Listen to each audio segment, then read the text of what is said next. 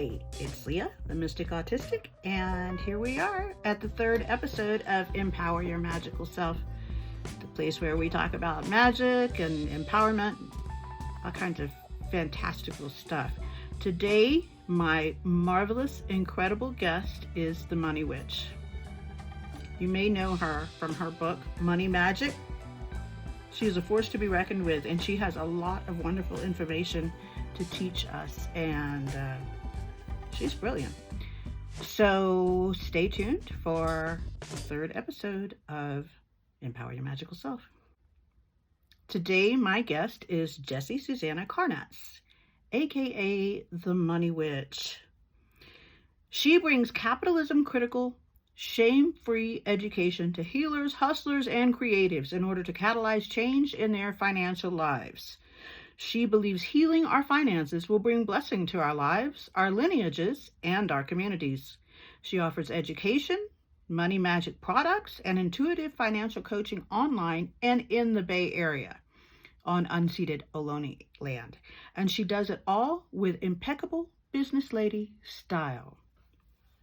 Jessie Susannah is the cult leader at Money Coven, an online web of magical beings who are healing their relationship with money, showing up for their financial self-care, and becoming powerful stewards to their resources. Ooh, I want in on that. You can find more information on her work at moneywitch.com or find her on the gram. She is there, the name Money Witch. She is fantastic. You're going to love our conversation. So brace yourself, kiddos. It's time to talk money. How are you? I'm good. How's it going? Going very well. There's a pretty lily flower in the background.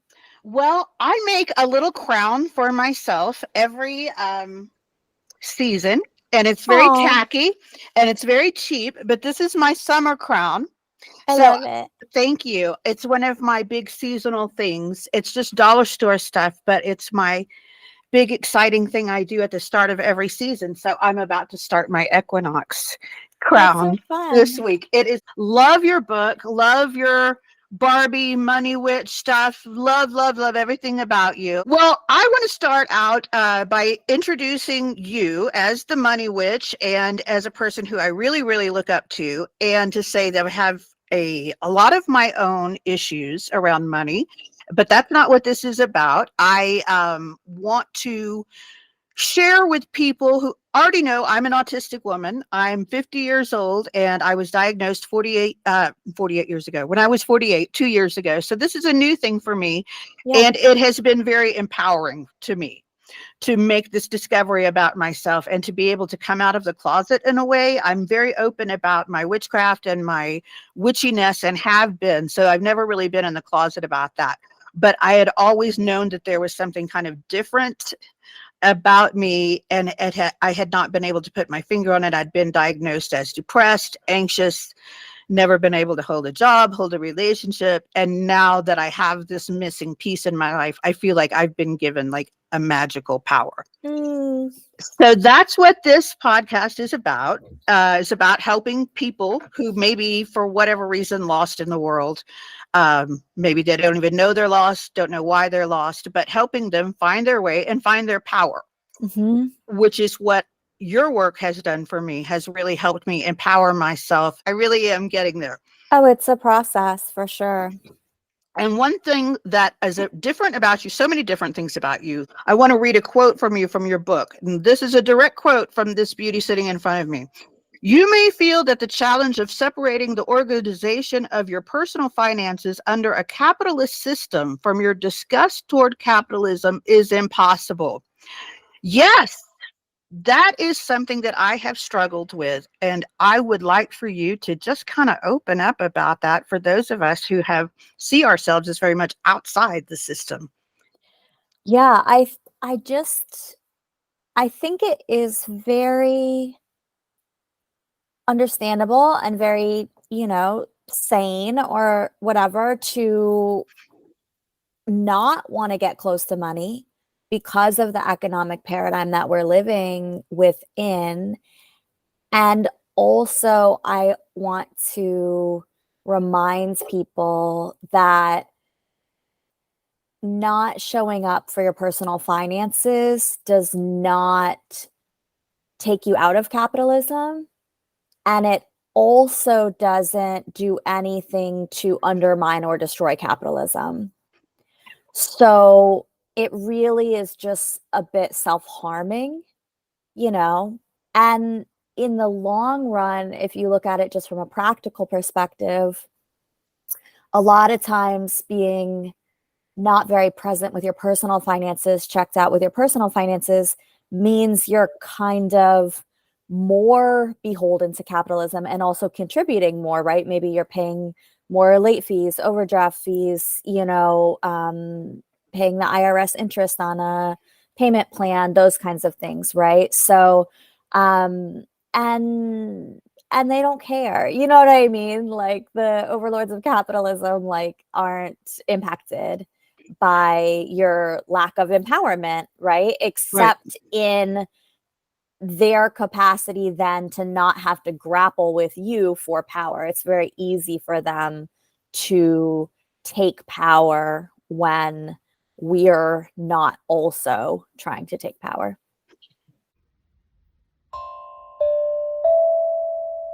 How are you liking the show so far? Isn't she fascinating? I have so much respect for what she's done and all of the knowledge that she has. The Money Witch is definitely someone that we all should know more about. I'm so grateful that she joined us. Speaking of abundance, let's talk about abundance. Do you know, this seems unrelated, but I promise it's not. Do you know about tapping?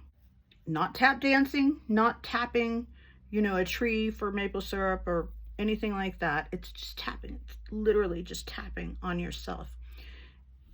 I have found it in my own life to be the most underrated healing modality that I have ever encountered. It is so easy, and the idea behind it is that it works on the same meridians that acupressure or acupuncture do. You touch these different areas of your body in a specific order. You can do that without saying anything, or you can use a script that will sort of bolster your intention. And the idea is that it works its way into your subconscious, and before you know it, Bob's your uncle. You've got whatever it is you have been tapping on for: abundance, health, etc., etc.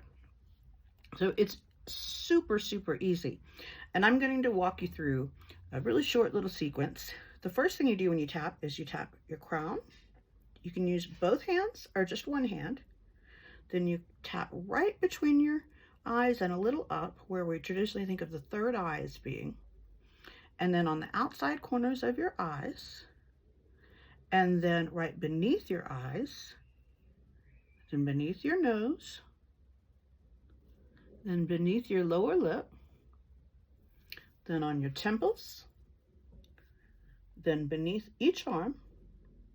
And then a little karate chop on the sides of your hands. And with each of those places, you'll say an affirmation or an intention. Now, I like to make mine into little spells that rhyme. They're easier to remember, and I find it gives it a little extra punch. So I will share with you now a little abundance tap that I made up. I made up this little script for abundance, and it's really easy. And I'm going to share it with you now.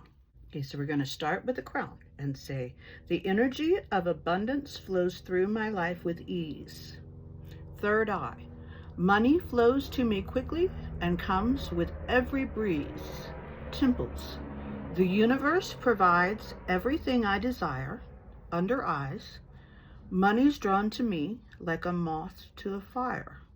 Upper lip, I have more than enough and there's plenty for all. Chin, my stacks of money are growing really tall. Clavicles, always for the harm of none, money flows to me. Sides, always for the good of all, karate chop, and always it shall be. It's as simple as that. I like to tap several times a day. You can see how easy it is and how quickly it goes. And even if you're skeptical, chances are that before too long, things might just start turning around. So what have you got to lose? Give it a shot and see if tapping works for you. I think that the Money Witch would approve. And I think that we all could use a little more abundance and good energy flowing through our life.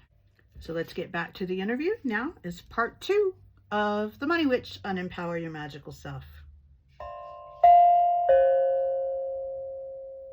Did you become the money, which I know because I've read your book, but I would love for people to know a little bit more of your story. Sure. I went to college, I dropped out, I went back, I went on a little journey. I went back to college, which is why I moved to California. I dropped out again. And I became a stripper and then just kind of went on a bit of a meandering path. Like I was always a hustler, and when you're working in strip clubs or a sex worker, you're self-employed, right? So it's like you are managing your own income, your own, all those things. So and but I started learning about HR and payroll and all those kinds of things. And then I got involved in the worker co-op community more broadly in the Bay Area and nationally, and just became interested in, like, I just saw so much burnout and so much distress about being financially under-resourced, and so many people feeling like there wasn't guidance, like on a practical level in terms of like accountants, bookkeepers, who had the kind of cultural competency in those areas or political competency. And also just, I felt like there was a sort of mentality piece missing a little bit. Although when I was in that business, I really got very curious about, like I was saying, this mindset piece and the what's underneath, because I started to notice, like, you can help people get the practical tools that they need. You can tell people what they need to be doing, and they still don't always do it. Like, for the most part, actually, people don't always do it. Myself included. I'm not, I'm no exception to the rule at all. So I try to figure it out. And what I do know how to do is start businesses and be a hustler. So there was like different things I was doing. I was doing some little hustles, and God just kept like shutting them down, and being like, no. I tried to go back to dancing, and God was like, no, really, like shut it down very aggressively. So you broke your ankle, right? Or you fell and broke your ankle? I fell and like sprained my ankle so bad that it's like that like ended my, I don't even wear heels anymore. Like for a decade I didn't wear heels. Yeah, basically. Yeah. Money Witch just, I'm into following the open door. So Money Witch just became the open door, and I followed it, and now next year it'll be 10 years. So just that's wonderful. Staying on path. I think, well, I know you've helped so many people. And it's not, I know that people who are listening to this probably are of the type of ilk who are thinking, oh, money, I don't have any money. I don't like money. I don't want to hear this. This is making me anxious. So hang in there if you're in that club, because even though she is the money witch, there's so much underneath the money part. Well, yeah. And also just like, not only hang in there, but how about like take a deep breath? You know what I mean? Like, notice your body. Like, that's what I wanted to get into you with. I just wanted to take a moment to tell anybody who's listening and thinking this show is not for me because I don't have any money. Then you double need to listen. There you go. So that's what, when I have been a follower of this woman for a while, and I bought her book a while ago, and I commented one day, I have your book and I'll read it when I get some money. And she said, no, honey, don't do that. Read it now. You need to read the book to get some money. Yeah. I am translating that message to those people who are listening. So hang in there. And now tell us, we're in this space. We're panicked. We don't have any money. We're like, where am I going to get gas? Okay. What do we do? What help us, start us out, please. I think the first step always is intimacy with your finances rather than checking out. Okay, So that sounds scary to me. yeah, It sounds like I'm going to have to get naked with a banker or something. I don't know. I'm already twitching thinking about this. Okay, so let's take a deep breath. yeah. We're going to get intimate with our money. What does that mean? And intimacy is Okay. scary, right? Yeah, Like it is that's, scary. of all kinds. So it's like, just like, romantic relationships take work, and friendships take work, and family relationships take work, and parenting takes work. Having a relationship with money takes work. Okay. But just like any of those other relationships, the very first piece of work and the kind of foundation for anything else to be able to happen is showing up. So Okay. that's the intimacy, that's the presence, right? Get present with your money. So you're saying that I should maybe check my balances before I buy something to Yeah, reward myself? yeah, that would Maybe be a great step. I don't like that. Mhm. I love to even like when I am shopping, what is it, even just taking a moment to check in, like what is it that I really want to feel right now? So like you said, Uh-huh. rewarded. Okay, I want to feel rewarded. I want to feel seen. I want to feel pretty. I want to feel entertained. I want to feel relaxed. I want to feel comforted.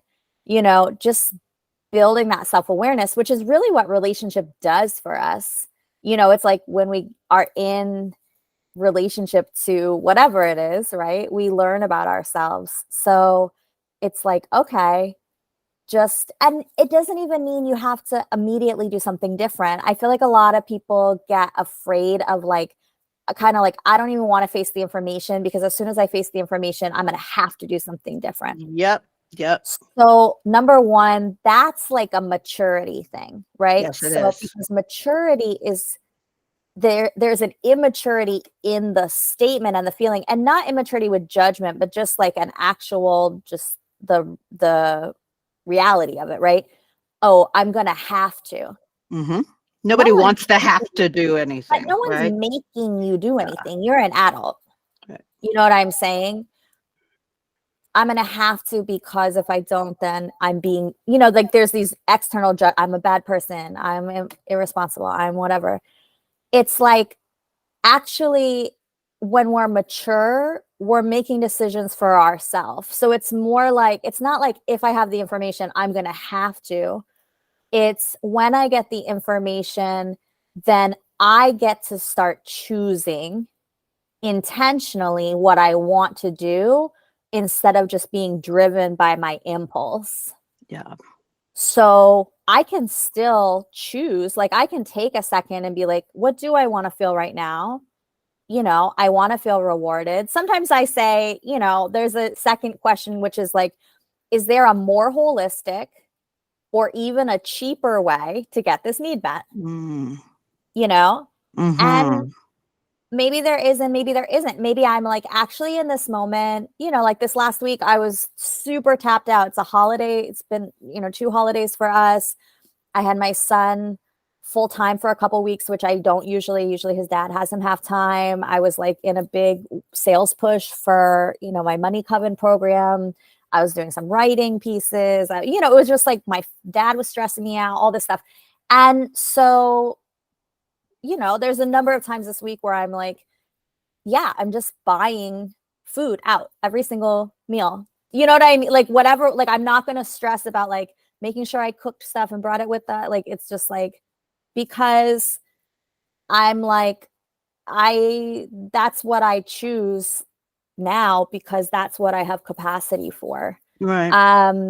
But I still get to kind of like, so maybe I check in, is there a more holistic way to get my need met? And maybe I'm like, no, there's not. Right. Like sometimes I'm like, or it could be anything we do to comfort ourselves, right? Like, is there a more holistic way to, last week, there was a moment where I was like, I don't feel good.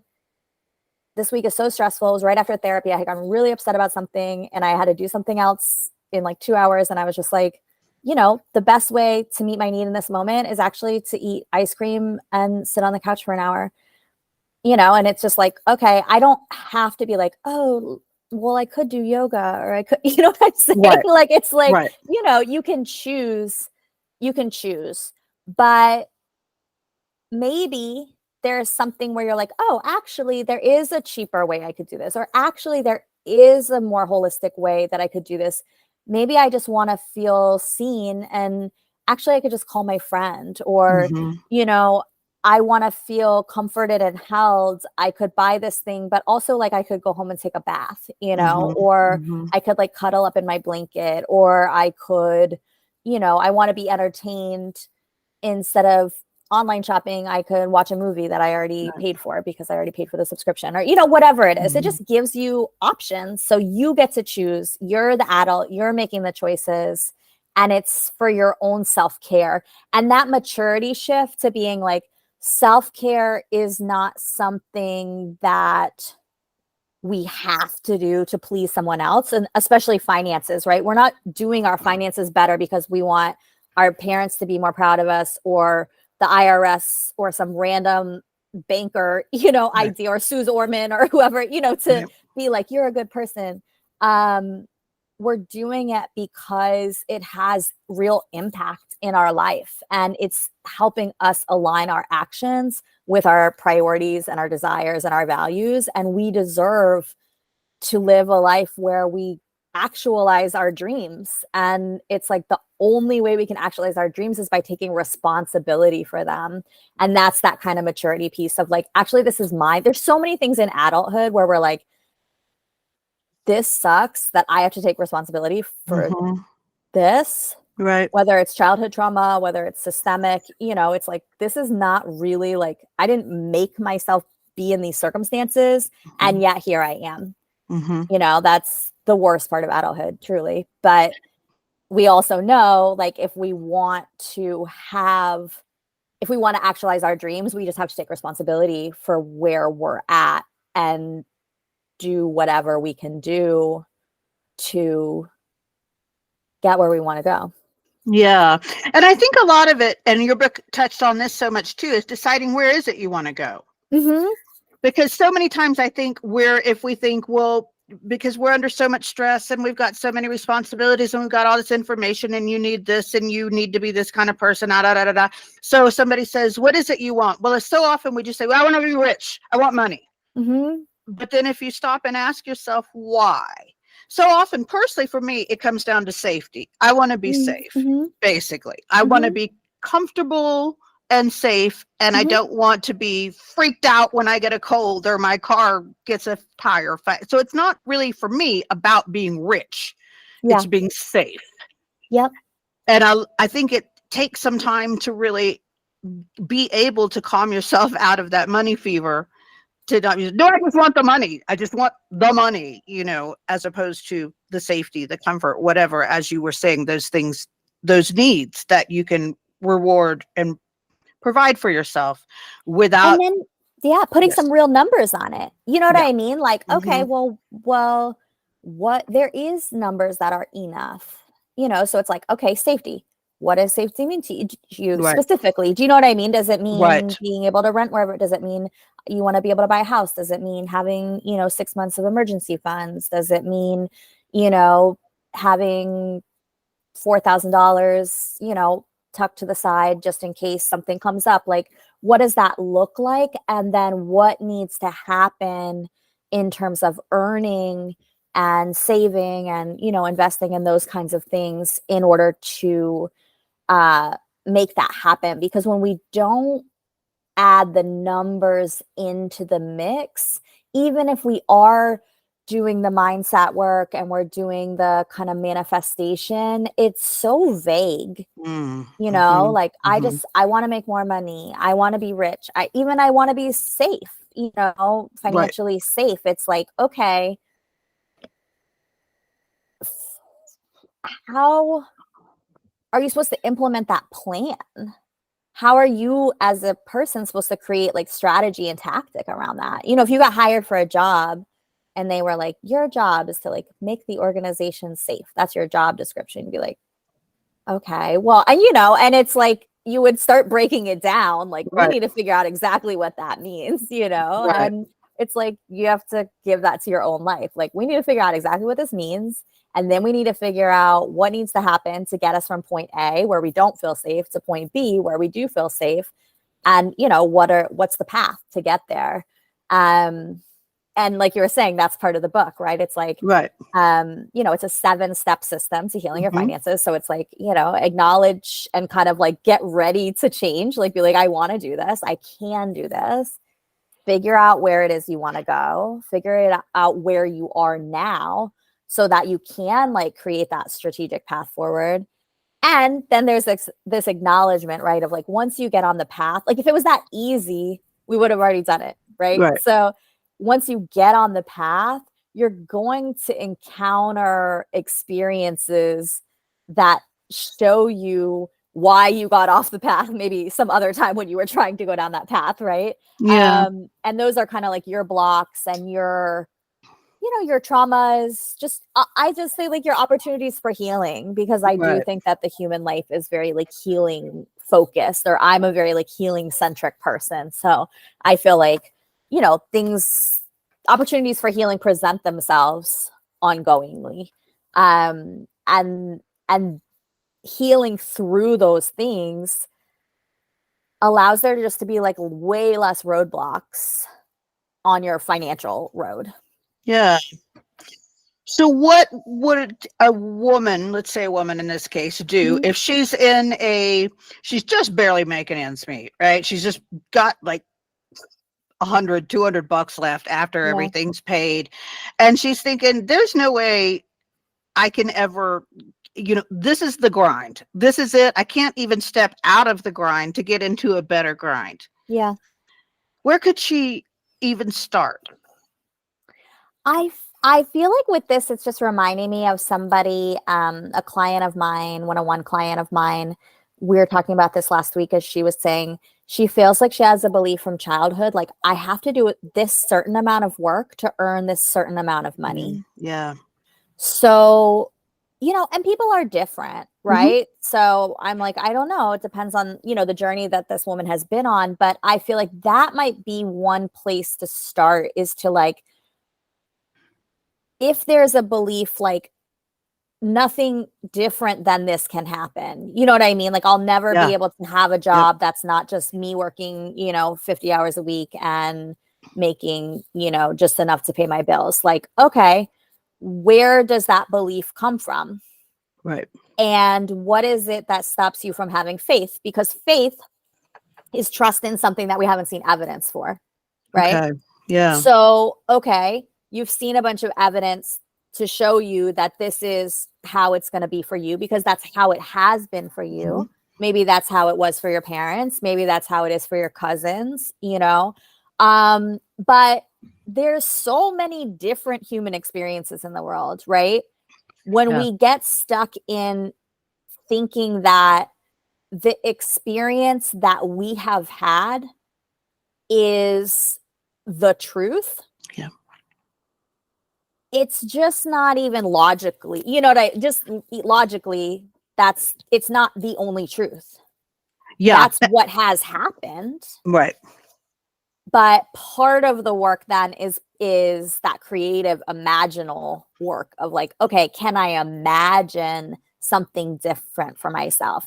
Could I accept that something different could be true for me, that it could be for me and not just for other people? That's scarcity, right? So scarcity is the belief there is not enough, I am not enough, things are for other people, but they're not for me, right? A lot of people are grinding, you know, and suffering, and a lot of people are not. So why is that for other people, but it's not for you? Yep. You know, and that's a really profound question. I mean, we could just gloss over it, but that's something you could sit with, not you personally, but for years, unpacking that. What is it? Because I'm still unpacking that and working on that, of like my childhood shit with watching my mom kowtow to my dad, and, you know, just all of this trauma, that it's like, I want to get it out. And it's hard. It's really hard work. It's really, really hard work. Yeah, it is. But only even begins when you show up for it. Yes, you're You right. know? So, Yep. and the thing is, like, this stuff that sucks, like, it impacts our life all day, every day. Avoiding the work doesn't make it like not exist, you know? Like, it's still causing Yes. suffering, you Yes. know? This work is hard, but the point is to try to move to a space of less suffering. That's the whole point. Yes, that's beautiful, because if you don't start now, you're going to be down the road a year thinking, well, shit, I could have started a year ago. I don't want to start now. I should have started a year ago. Well, you're now. So start now. Exactly. And we all have, you know, I wish I had whatever, you know, I wish I had Coulda, started shoulda. saving for retirement, blah, blah, blah. I wish I had, you know, bought a house in, you know, 98. I wish I had, you know, whatever. Right. So, but it's like, Absolutely. okay, but then, yeah, exactly like you're saying. Do we want to be in 2027 being like, oh, I should have in 2023? Because we're here. About to be fall. It's a good time to start a new routine, is basically what I'm trying to fumble around and It's a say. good routine time for sure. Right. It's a Going good routine into time. winter, maybe kind of centering around thinking about these last 12 weeks as a good time to get yourself into some kind of shape to head into the next year more confident. That's going to be my goal this Well, year. that's because, you know, Gregorian New Year, January 1st, everyone's like, okay, you know, here I've wandered so far. Mm-hmm. But like, this is the time where you're like, Right. okay, you don't have to feel January 1st like I wandered so far. Mm-hmm. You know, summer is naturally expansive. We're out, it's very external. You know, we're soaking it all up, we're relaxing, you know, hopefully, right? Or we're, Right. you know, traveling, partying. Like, these things just take our energy. Mm-hmm. If we have kids, maybe we have them all summer, you know. um Fall is like for that structure, you Right. know, So we're this coming would back be to the the time. structure. Yeah. So I would encourage everybody out there, buy her book, Money Magic, Yeah. join the Money Coven, which is great. And, you know, I'm so bad. Like, I wanted to join, but I didn't make I will. It is on my list of things that I want to do. Do another promotion Yeah. in Yeah. October. So if you're, Okay. you know, if you're watching this, you know, at the Absolutely. launch date or, you know, soon after, then it's a good time to get into it. And in October and November also, I'm gonna have some free resources out. We started last year and I'm gonna do it again this year. I was calling it Organized Witch Autumn. So I'm Love like, it. Organized Witch Autumn, you know, get organized, get internal, get some structure on things, and be thinking about this as self-care, you Right. know, financial self-care. Because I find before I really got into my self-care seriously, for me, self-care often meant self-harm. It meant drinking too much. It meant going on a drinking binge with girlfriends. It meant, you know, basically a blowout, spending too much money. And so I'm proud of myself that I have come to a point where I can at least distinguish between self-harm in the name of self-care versus real self-care. Well, what I hear actually when I hear that is that you have a need. That's a release valve moment. That's a Yep. steam, take the pressure off, like so much buildup, and then you really need to, like, you know, let loose. Yep. So I feel like in that case, I would be thinking, okay, what is it that's going on in my life? Can I, you know, if I'm like a tea kettle, right, and I'm Sure. gonna just like explode, what is it that I can do to either reduce pressure on a day-to-day basis so that that pressure is not building up as hot and heavy and fast? Right. And how can I have these like micro release valve moments Yeah. where I'm Yeah. like, okay, every day I'm making sure, like, I'm a person with a lot of energy, so I know I need to let off some steam, you Sure. know, every day. And if I don't, like you're saying, then I'm gonna go on a shopping spree. I'm gonna, Mm-hmm. you know, go binge drink. I'm gonna, you know, whatever, something which aren't even inherently wrong things to do, but just No. sort of like, we could decide like, oh, I know from, you know, and it sounds like you decided for yourself personally, like that's not the choice for you, you know, and it It has was self-harm. Yeah, it was self-sabotage as Mhm. opposed to self-care. I'd be like, "Yay, I did such a good job. I can spend everything I earned and drink myself into a stupor." And then I would Mhm. deal with the repercussions, and it was just a self-defeating cycle. So I'm very glad that I'm out of that. And I feel that is part of my whole abundance journey, which is not something that maybe if people are just thinking about money as stocks and bonds would take into account this whole thing Mhm. about reward and need and all of the stuff that you're so good about addressing, because that's what it is. Especially if you don't come from a place where you're going to have a trust fund, no matter what the hell you do, Yeah. you got to try to find a way to make peace in yourself and with this external reality that is, Yeah, I think that, yeah, or I say that a lot, like a more peaceful relationship with money, you yeah, know. absolutely. What is magic in your opinion?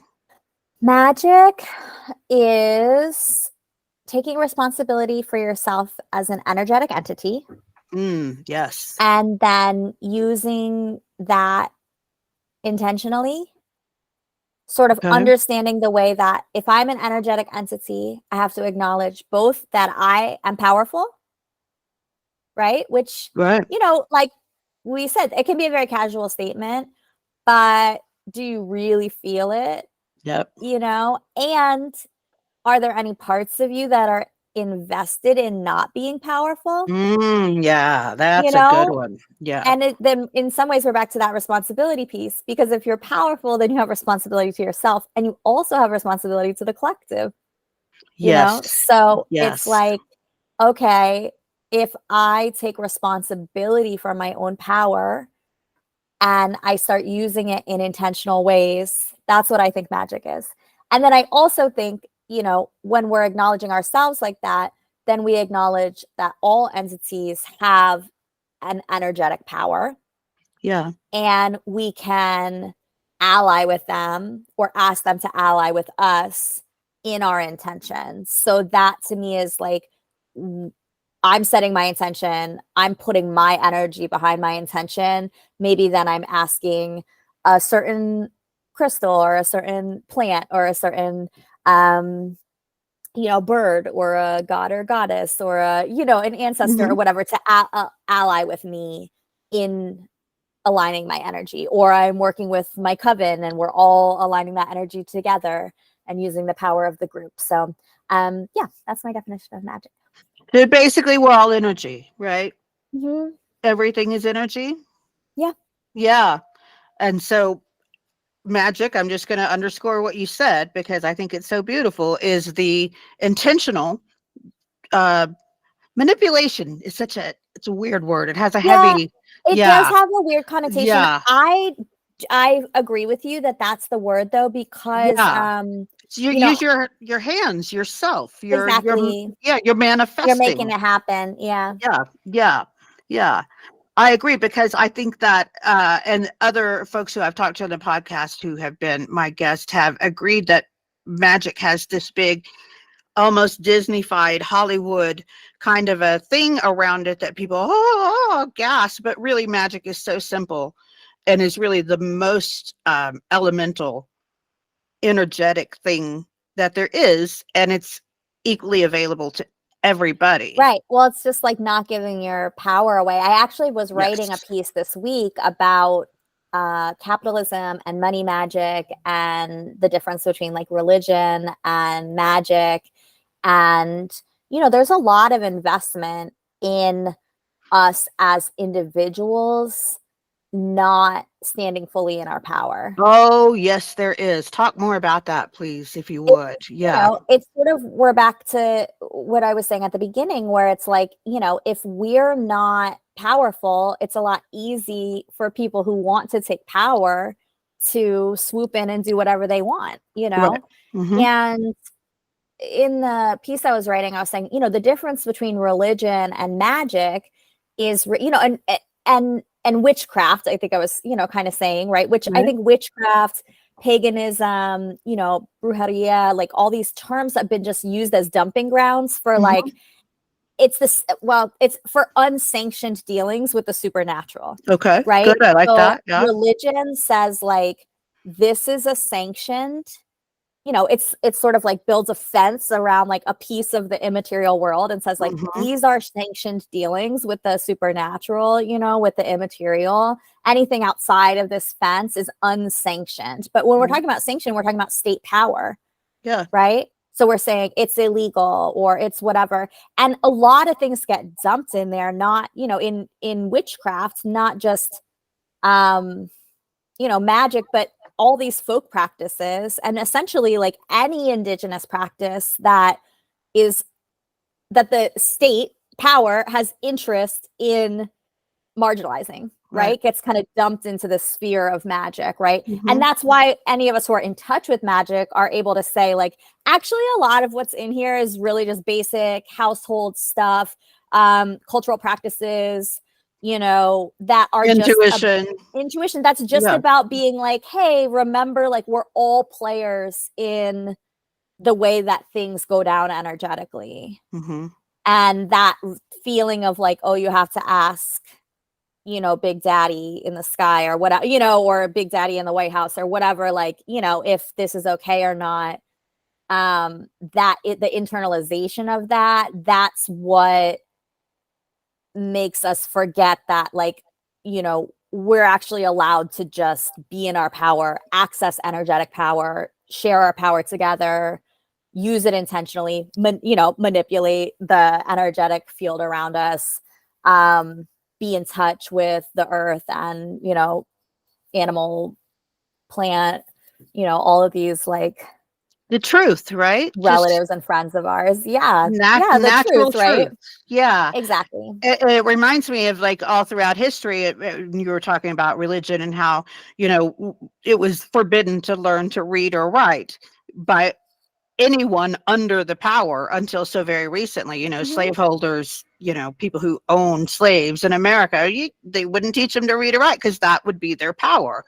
And they knew that. And so I see it as a parallel, because the people who hold all the money in our structure are like, oh, you all wouldn't understand everything that goes into making the money. It is a literacy, right? And then it's financial literacy. And as long as we're like, ew, financial literacy, you know what I mean? Then yes, we're like, exactly. we don't even want it. We're giving our power. We're saying, giving our power away. I couldn't handle the power of having money. Not me. And that's a huge, I really do believe capitalism is a magic spell. And a huge part of how it's perpetuated is through colonial narratives and mythology. And a huge amount of narrative and mythology around capitalism specifically is exactly what you're saying. These people have a ton of money because they know something that you don't know, because they have a skill set that you don't have, because there's something magical about them, right? Like they're ordained by God. That. Yeah, they're ordained by God to be on top. Exactly. They understand things. They have secret knowledge. And esoteric secret knowledge. Exactly. And to some extent, there is some esoteric secret. When I was a tax preparer, I was a tax preparer for a long time. And I used to kind of say, like the esoteric mysteries of the IRS, so it's like there is information that, can help you do X, Y, and Z. But a lot of what folks like, the information isn't that hard to understand. And I think the economy is intentionally obtuse. It's so obfuscated that people who are, I have a couple of master's degrees. I'm a smart person, but I'm just like instantly like, I don't. Yeah, like I couldn't possibly. Exactly. I have been so colonized. I'll admit it. Well, and also though, people, a lot of these people believe that they know something that, and this is what I see, like lawyers, a lot of financial professionals, etc. Like when, like, they don't always fully know what they're talking about. Okay. And they don't always, they're not always like thinking of everything or being super rational or like taking into consideration X, Y, and Z about the individual situation, etc. So I feel like a lot of us have and a lot of them are just bureaucrats, right? And, going to any bureaucratic situation, there's going to be people who are just like, here's the rule, can't do anything about it. Like, whatever, they're just saying something at you that's not even like steeped in personal intelligence, right? Yep. So it's like, a couple of different bankers or whatever just say something to you, oh, you can't do that because X, Y, and Z. And then we're just like, I don't even understand what that means. And then we think that they know something or that they're acting from a high level of intelligence. And often they're not really. So I think just really making space to be in our own power, like going to the source document is always going to help you. When I was a tax preparer and something would come up and I would Google it, and it's like, of course, there's a bunch of blogs that are going to say like XYZ, right? So I'm going to read those first. And then I'm going to say, I want to go read the IRS, statement on this. Right. Because I want to see really like what it says, or the same with religion. Like we can read a lot of like biblical commentary, but it's like, we want to go to the source and read it and be like, what do I think about this? Because what I think about this is valid also. Yeah. And otherwise I'm just trusting what all these other people are saying and their interpretation, right? And everything's interpretive. So going to the source, being able to have that literacy, but also that kind of like demystifying, demystification. It says very Wizard of Oz. They want us to be illiterate. Yes. I mean, the slaveholders wanted the slaves to be illiterate. The priests in medieval Europe wanted the serfdom to be illiterate. Yeah. Basically, the people who have the money now would prefer us not to know what's going on. And you are helping us to, as you said, peek behind the curtain and figure out what's going on. And that's magic too. I want that for everybody. I do too. And I feel like there's a big shift of some sort going on. Perhaps I'm misreading that, but perhaps all of this will come out for a better future for those of us. I think it's like show up fully and hold it lightly. Like, we just have to be like, our lifetimes are small.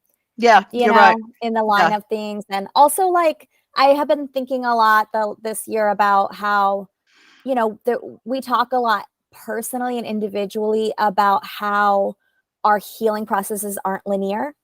Yes. But we have to then remember that also means culturally. Ooh, because we get like freaked out, like, oh, it was going like this, but now it's going like that, and it's just like, yeah, it's not linear. And our piece of it is just a small piece. Little bitty piece. Yeah. And, there's this simultaneous like fear, around like, okay, well, does that mean I'm going to experience a lot of suffering in my lifetime? And honest, I'm like, I don't know, maybe. You know what I mean? Like maybe, but I hope not, and all we can really do is just like show up and try to stay positive and try to, actualize what we want. We're not in control of whether there's a war or whether there's a recession or whether there's a, like we're not in control of those things, and whether they happen in our lifetime. We can be in control of our responses to them. Yeah. Yeah. And we can just keep doing our thing, and try not to like get caught up in things that we actually don't know what's going to happen. And we actually aren't in control. Yep. Yeah. Well, this has just been a wonderful conversation. I thank you so much. I know followers say thank you. We're going to do in October, we're going to do a free 30-day in the Coven offer. So you should just keep an eye out. Oh, fantastic. I will do that for sure. My friend Hannah will too. Yeah. Cool. Okay, awesome. Great. Thank you so much. Have a wonderful day. You too. Okay, it's been wonderful. Bye.